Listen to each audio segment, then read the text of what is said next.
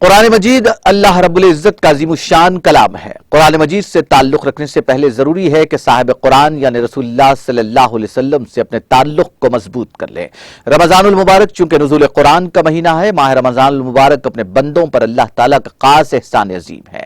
ان خیالات کا اظہار حافظ سید محمد معین الدین جیلانی اسراری نوری نے مسجد کھاربا جنسی بازار قلعہ گلگنٹا میں سالانہ جلسے استقبال ماہ رمضان المبارک سے اپنے صدارتی خطاب میں کیا۔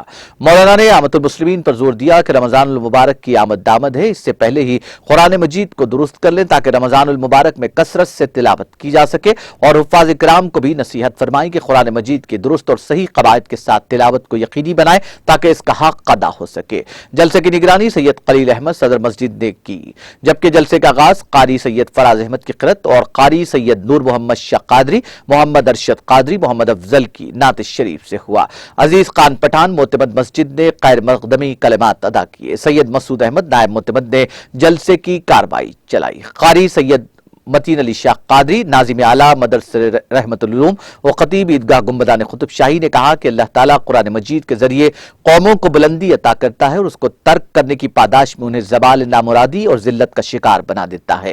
آج مسلمان ذلت کا شکار قرآن مجید سے دوری کے نتیجے میں ہو گئے ہیں۔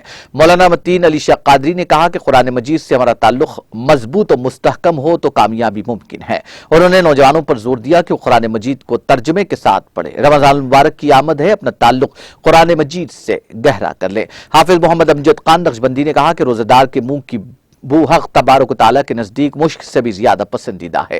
روزہ خالص اللہ رب العالمین کے لیے کی جانے والی عبادت ہے۔ اس ماہ میں جھوٹ بولنے، غیبت کرنے اور لغو باتوں اور کاموں سے روزے کا مقصد فوت ہو جاتا ہے۔ انہوں نے مزید کہا کہ قبل سحری اٹھ کر نماز تہجد کا اہتمام کیا جائے۔ سید افسر نائب صدر محمد شاکر خازن نے مہمان علماء دین اور شرکائے جلسہ کا شکریہ ادا کیا۔ صلاۃ و سلام پر جلسے کا اختتام عمل میں لایا گیا۔